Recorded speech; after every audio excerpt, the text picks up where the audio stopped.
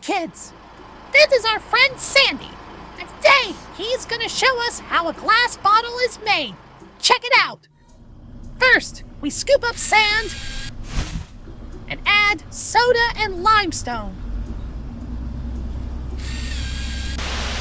Without them, we couldn't turn sand into glass. Now let's bake it in the super hot furnace. Wow, look at the temperature, go up to 1500 degrees. The hot glass goes into the mold and a powerful air compressor blows it up like a balloon. Puff! We have a bottle. The glass must cool down very slowly now so it doesn't crack. The thermometer drops. No rushing. Bullseye!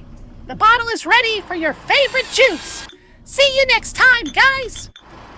Bye.